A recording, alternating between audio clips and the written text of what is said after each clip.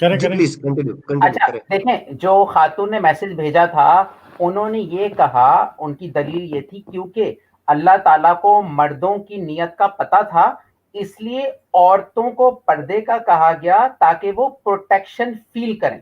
Okay, now this is the question. और ये अक्सर खवातीन मुसलमान औरतें इस्लाम को इसलिए भी लाइक करती हैं बेचारी कि वो कहती हैं हमें पर्दा हमारे फायदे के लिए। इसको डिबंक करते हैं कुछ पॉइंट्स के साथ। पहली बात ये कि ये जो सूरे नूर की आयत नंबर 31 इस बात को एड्रेस करती है। पहले मैं तर्जुमा करता हूं कि अल्लाह ताला ने पर्दे का क्या बोला है।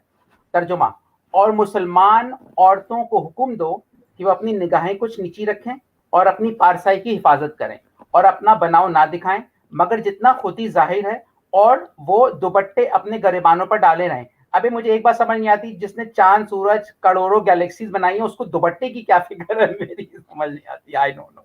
खैर, बट अल्लाह क्लीवेज को देख के हॉर्नी हो जाता ना, इसलिए दुपट्टा को देख। राइट, तो सर आगे देखते हैं। बट जितना खुद ही जाहिर और दुपट्टे अपने गरोबाने पे डाले रहें और बनाओ सिगार ना करें, मगर अपने शोहरों पर या अपने बाप या शोहरों के बाप या अपने बेटे या शोहरों के बेटे या अपने भाई या भतीजे या अपने दीन की औरतें या अपने कनीजें जो अपने हाथ के मिल्क हों या नौकर, बशर्त ये कि शहवत वाले मर्द ना हो।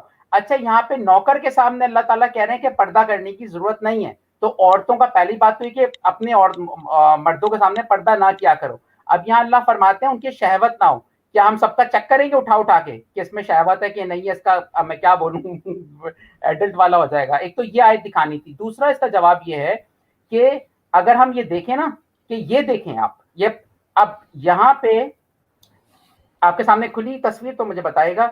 यहाँ पे जी एक प्लीज। पर्दे वाली औरत है, अभी आ रही है सामने, देखिए नजर आ रही पर्दे वाली है। औरत है, उसके जिस्म को चारों ये देख रहे हैं, हालांकि बेचारी ने पूरा पर्दा किया हुआ है। ऊपर वाली तस्वीर में चारों लड़कियां चड्डियों में बैठी हुई हैं, बंदा अपना फोन देख रहा है। तो ये किस, इसका मतलब पर्दा प्रोटेक्शन की गारंटी नहीं है। ये तो इंसान की फ्रस्ट्रेशन होती है जो पर्दे वाली औरतों का भी रेप कर देता है। तो purdah is not the sign of protection. आगे इसको 3-4 पॉइंट्स जो हैं मैंने नोट किए थे, मैं बता देता हूं जल्दी जल्दी, 1 मिनट लगेगा। जी प्लीज, टेक योर टाइम।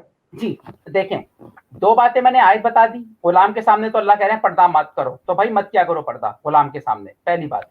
दूसरी बात कि औरत की प्रोटेक्शन का ताल्लुक कानून से होगा। जहां कानून सही होगा वहां औरत को कोई हाथ नहीं लगा सकता। यहाँ वरना यही पाकिस्तान की औरतें अमेरिका में तो बिकनी में घूम रही होती हैं, उनको कोई टच क्यों नहीं करता? तो कानून है।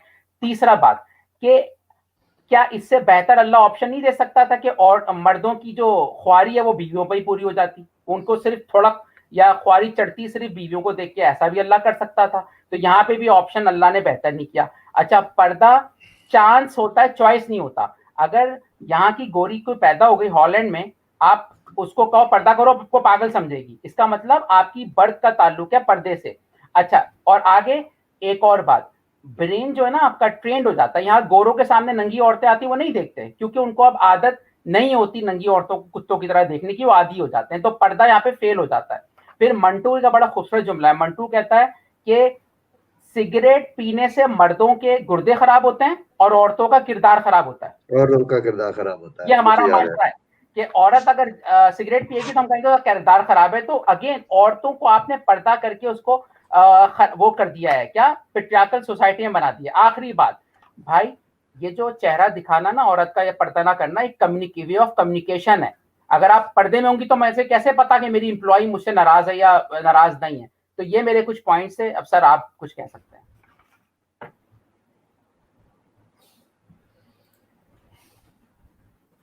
जी सर, मेरे पॉइंट्स खत्म हो गए यहाँ पर। सॉरी मैं म्यूट पे था, मुझे पता नहीं लगा कि मैंने अनम्यूट नहीं किया हुआ। मैं बात कर रहा था।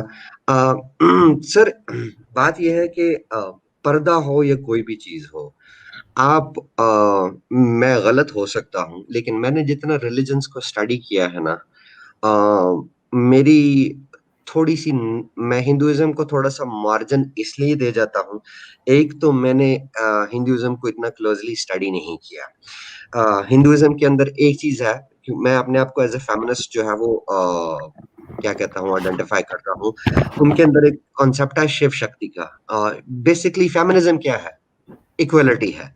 अब लोग ये समझते हैं कि equal rights is not just on the base of success, but it is also based on the races as well. ठीक है।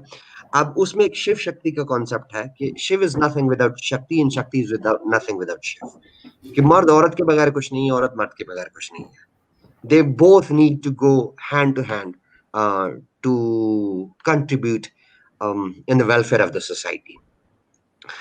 उसके अलावा जितने भी ये रिलीजन देख लें, जिनमें आप अब्राहमिक रिलीजन्स देख लें और देख लें, इन सब चीजों ने जो सबसे बड़ा नुकसान किया है ना सर जी, वो ये नुकसान किया है कि औरत को, वुमेन को, फीमेल को उस खड्डे में जाके गिराया है सालों से, हजारों सालों से, कि उस खड्डे से निकलने के लिए भी उस बेचारी औरत को, फीमेल को सालों और दरकार होंगे, हजारों नहीं जी, तो सॉरी फॉर सैकड़ों कटिंग सालों और सॉरी फॉर कटिंग, मैं 5 मिनट का वक्फा ले रहा हूँ, मैं 5 मिनट में आता हूँ, ठीक है? आप लोग कंटिन्यू कर सकते हैं।